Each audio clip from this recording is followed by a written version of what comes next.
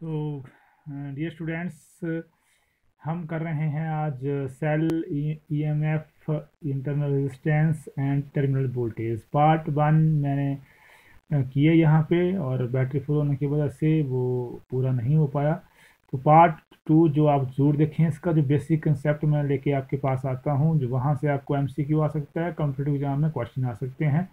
ठीक है, ये बेसिक कंसेप्ट बहुत ज़रूरी है आप लोगों के लिए। सबसे पहले हमें आ रहा था सेल। सेल का पता लग गया आपको। सेल क्या होता है? आपके पास पॉजिटिव और नेगेटिव चार्ज आपके पास होता है, करंट फ्लो करता है। एक काम होता है, चार्ज जो है वो प्रोड्यूस नहीं करता है, सिर्फ करंट फ्लो करता है, रेजिस्टेंस को देता है, दोबारा आता है, फिर दोबारा रेजिस्टेंस को देता है। मैंने आपको पहले ही बता दिया है। अब सेल की थोड़ी केमिस्ट्री हम यहाँ पे पढ़ लेते हैं। देखिए, कोई कंटेनर लिया है, जो आपके पास कोई बॉडी ली है हमने, ठीक है, कोई कंडक्टर ले लिए हमने, और उसके अंदर हमने दो टर्मिनल रखे हैं, दो इलेक्ट्रोड रखे हैं। ठीक है, इलेक्ट्रॉन, एक इलेक्ट्रोड के ऊपर नेगेटिव चार्ज है, एक के ऊपर पॉजिटिव चार्ज। नेगेटिव वाले को हम एनोड बोलते हैं, पॉजिटिव वाले को हम कैथोड बोलते हैं। ये पूरी आप इलेक्ट्रोकेमिकल केमिस्ट्री में पढ़ेंगे, पूरा कंसेप्ट +2 में पढ़ेंगे आप। ठीक है, डिटेल से पूरे सेल के बारे में पढ़ेंगे। तो एनोड और कैथोड आपने याद रखनी है। नेगेटिव चार्ज को एनोड बोलते हैं, पॉजिटिव चार्ज को कैथोड बोलते हैं। उसके साथ हमने अटैच कर दिया, आपके पास क्या अटैच किया, रेजिस्टेंस अटैच कर दिया, और एक इसके साथ और इसके साथ। अब यहाँ से इलेक्ट्रॉन, नेगेटिव से इलेक्ट्रॉन फ्लो कर रहे हैं, रेजिस्टेंस को दे रहे हैं, और इसकी तरह से इस तरह से सर्किट बनाते हुए आपके पास यहाँ से आ रहे हैं, यहाँ से आपके पास आ रहे हैं। अब यहाँ पे मेन बात क्या है, जैसे अब इलेक्ट्रॉन यहाँ से आ रहे हैं, तो इलेक्ट्रॉन जो हैं वो यहाँ पे नेगेटिव के साइड नहीं जाना चाहिए। लेकिन यहाँ पे मेन कंसेप्ट यही है कि यहाँ पे जो इलेक्ट्रॉन है फिर नेगेटिव की तरफ जाते हैं, मतलब ये नॉन इलेक्ट्रोस्टैटिक फोर्स है। ठीक है, क्योंकि इलेक्ट्रोस्टैटिक में पता ही है आपको कि नेगेटिव पॉजिटिव को अट्रैक्ट करता है और नेगेटिव को रिपेल करता है, लेकिन यहाँ नहीं हो रहा है। यहाँ पे जो इलेक्ट्रॉन है वो फिर से कहाँ जा रहे हैं, नेगेटिव चार्ज में, और फिर से इलेक्ट्रॉन इस तरह से फ्लो करते करते रेजिस्टेंस को दे रहे हैं, और पूरा आपके पास सेल बन रहा है। ठीक है, नेगेटिव चार्ज को हम नेगेटिव पोटेंशियल बोल देते हैं, पॉजिटिव चार्ज को हम पॉजिटिव पोटेंशियल बोलते हैं। अगर आप ईएमएफ निकालेंगे तो ईएमएफ आपके पास पता ही है, आपको पढ़ा है आपने, पोटेंशियल डिफरेंस क्या होता है, that is final configuration minus initial configuration. तो फाइनली यहाँ पे पॉजिटिव है, तो अब क्या आ गया, पोटेंशियल डिफरेंस पॉजिटिव माइनस आ गया बीच में, और यहाँ पे आपके पास आ गया नेगेटिव। पता है आपको कि इलेक्ट्रॉन के लिए नेगेटिव पोटेंशियल डिफरेंस करते हैं हम, नेगेटिव नेगेटिव पॉजिटिव बन गया, तो आपके पास ईएमएफ क्या आ गया, potential of positive charge plus potential of negative charge. ठीक है, अब ये जो सारी प्रोसेस होती है, ये होती है एक्सोथर्मिक रिडॉक्स रिएक्शन को फॉलो करते हैं। एक्सोथर्मिक का मतलब होता है एनर्जी रिलीज करना, एनर्जी रिलीज हो रही है ऑक्सीडेशन और रिडक्शन। रिडॉक्स रिएक्शन में आप पढ़ लिया आपने क्लास +1 में। तो इसके अंदर क्या होते हैं, इलेक्ट्रोलाइट्स होते हैं। जो कंटेनर है इसके अंदर इलेक्ट्रोलाइट्स होते हैं, और इलेक्ट्रोलाइट्स जो होते हैं, इलेक्ट्रोलाइट्स कनेक्टिंग सॉल्यूशन होता है इसमें। ठीक है, जो इलेक्ट्रोलाइट कनेक्टिंग सॉल्यूशन होता है वो आपके इस जो पूरी प्रोसेस होती है, इलेक्ट्रॉन फ्लो करते हैं, इसके ऊपर इलेक्ट्रोलाइट सॉल्यूशन के ऊपर भी डिपेंड करते हैं, इसकी कंसंट्रेशन के ऊपर भी डिपेंड करते हैं। तो इस तरह से सेल काम करता है। ठीक है, इस सेल के बारे में है। सेल करता क्या है, केमिकल एनर्जी को कन्वर्ट करता है इलेक्ट्रिकल एनर्जी में, आपको पता है। इस सेल के बारे में आप लोगों ने पढ़ा है। सेल पता ही आपको, मैंने पहले बताया कि सेल यूज होता है। अब मेन यहाँ पे कंसेप्ट आ गया ईएमएफ, जिसको हम ई से डिनोट करते हैं, ई की तरह होता है।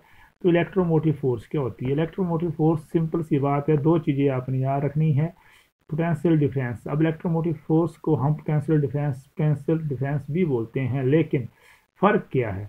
फ़र्क इलेक्ट्रोमोटिव फोर्स और पोटेंशियल डिफरेंस में ये फ़र्क है कि जो इलेक्ट्रोमोटिव फोर्स होती है, ईएमएफ जो होता है वो होता है जो सेल पे लिखा होता है, वो ओपन सर्किट में होता है, उसमें करंट फ्लो नहीं करता।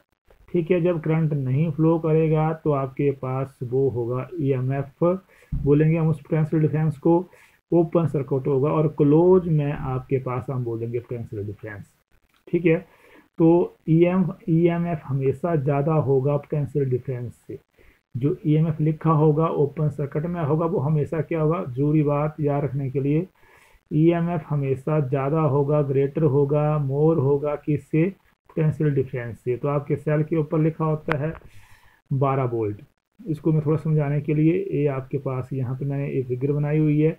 तो ये आपके पास कोई सेल है जिसका इलेक्ट्रोमोटिव फोर्स ईएमएफ कितना है, 12 वोल्ट है। अब देखिए ये है ओपन सर्किट में। अब क्लोज सर्किट में देखिए क्या है, यहाँ पे हमने क्या किया, एक वोल्ट मीटर लगा दिया यहाँ पे, किसको नापने के लिए, पोटेंशियल डिफरेंस को नापने के लिए, और करंट को नापने के लिए एमीटर लगा दिया यहाँ पे, ठीक है, लगा दिया। अब यहाँ पे रेजिस्टेंस है जिसका कितना है आपके पास, 4 ओम है। करंट कितना फ्लो होगा पता ही है आपको, 12 वोल्ट है तो करंट कितना फ्लो होगा, यहाँ पे 3 एम्पियर फ्लो होगा करंट।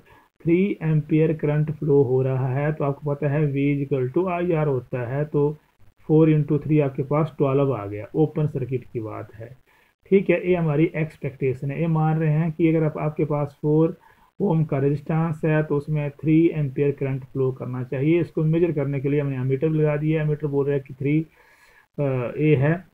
3 एम्पियर है, ठीक है।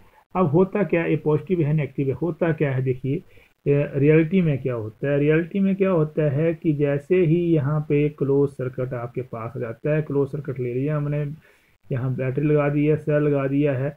अब आप यहाँ क्या देखते हैं कि क्लोज सर्किट में यहाँ पे जो करंट जो है वो यहाँ कितना हो रहा है, 3 एम्पियर मेजर कर रहे हैं हम, 3 एम्पियर करंट फ्लो हो रहा है। लेकिन यहाँ हम क्या बोल रहे हैं कि क्लोज सर्किट में कितना करंट फ्लो हो रहा है, 2 एम्पियर करंट फ्लो हो रहा है।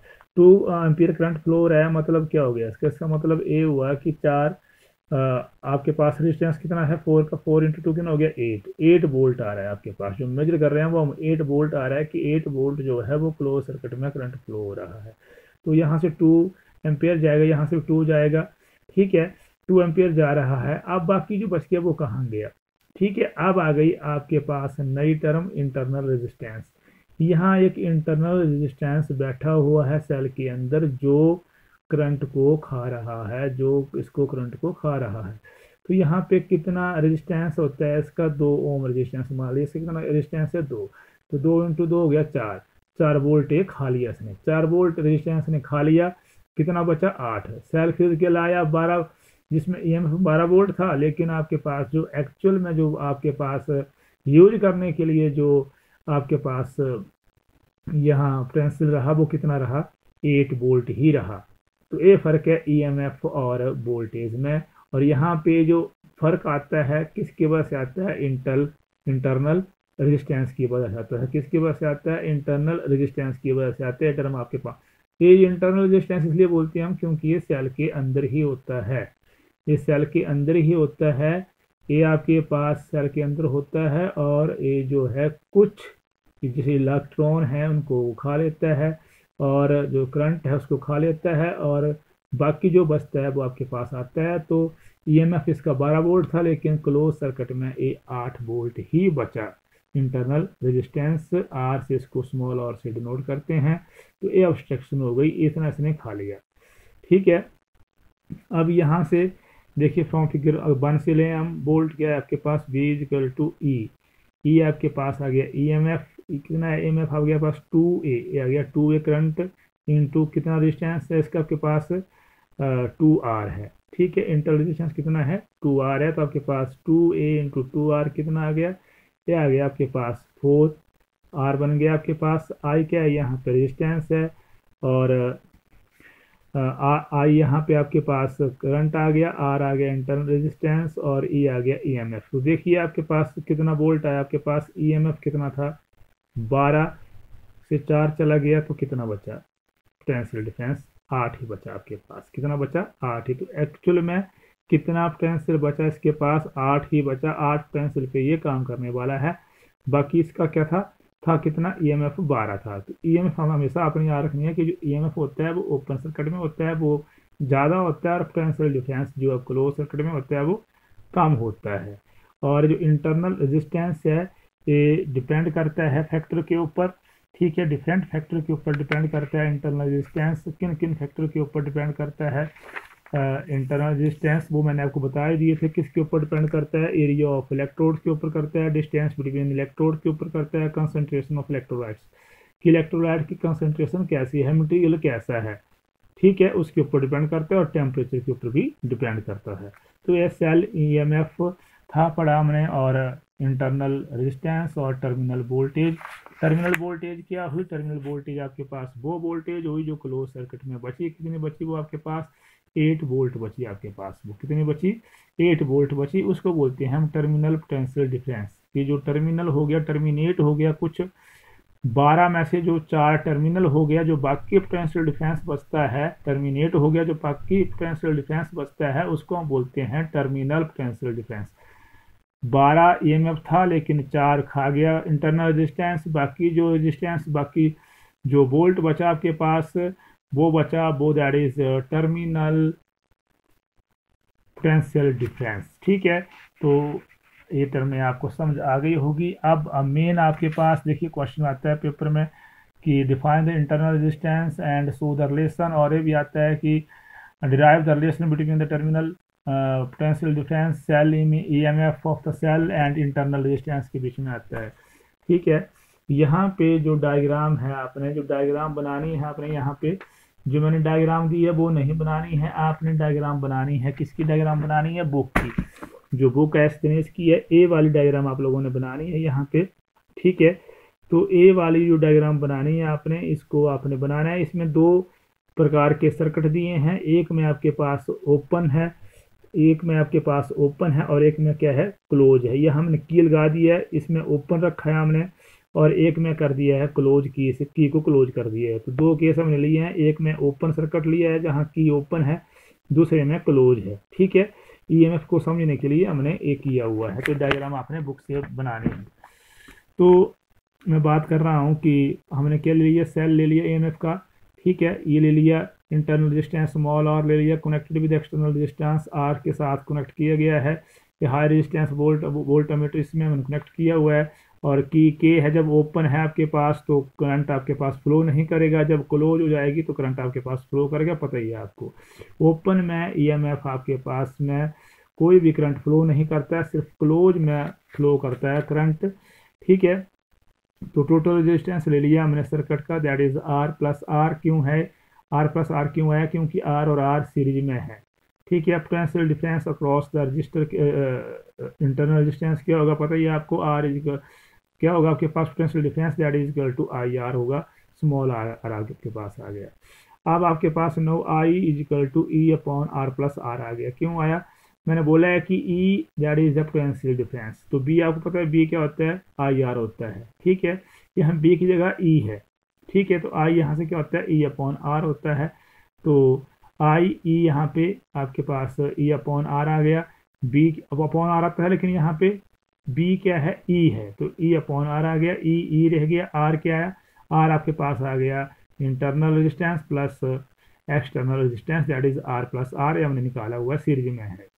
तो आपके पास आ गया, क्रॉस मल्टीप्लिकेशन कर दी, आई आर प्लस आर आपके पास ई आ गया। यहाँ से हमने उसको सॉल्व कर दिया और आपके पास आ गया V plus I R is equal to ये आ गया, और वी यहाँ से आ गया ई माइनस आई आर। ठीक है, वी कहाँ से आया? वी आई आर आ गया, that is the potential difference of terminal potential difference आपके पास वी। तो वैल्यू भर दी हमने, 1 की वैल्यू भर दी 2 में। तो आपके पास इसको सॉल्व करके आपके पास आ गया internal resistance R is equal to this. ये जो आपके पास यहाँ तक रिलेशन आया, दैट इज द ईएमएफ। आपके पास रिलेशन है, किसका रिलेशन है? ये है ईएमएफ। पता ही है आपको, ईएमएफ आपके पास आ गया, टर्मिनल वोल्टेज आ गई आपके पास, या टर्मिनल पोटेंशियल डिफरेंस आ गया, आई करंट आ गया, आर रेजिस्टेंस आ गया। अगले वाला रिलेशन जो वो आर के लिए हमने आर की वैल्यू निकालनी है, तो हमने क्या किया? हमने जो वैल्यू है किसकी? आई की, वो भर दी 2 में, पुटिंग द वैल्यू ऑफ 1 इन 2। ठीक है, वैल्यू भर दी, ई कॉमन ले लिया, ई कॉमन लेने के बाद हमने एलसीएम ले लिया, एलसीएम लेने के बाद जो है हमने इसको सॉल्व कर दिया। ठीक है, तो ये आप लोगों ने करना है, बहुत ही इंपॉर्टेंट रिलेशन है। कोई प्रॉब्लम आती है तो मुझे फ़ोन करें आप ज़रूर, और जो आप रिवाइज करें उसको रिवाइज ज़रूर करें। Thank you.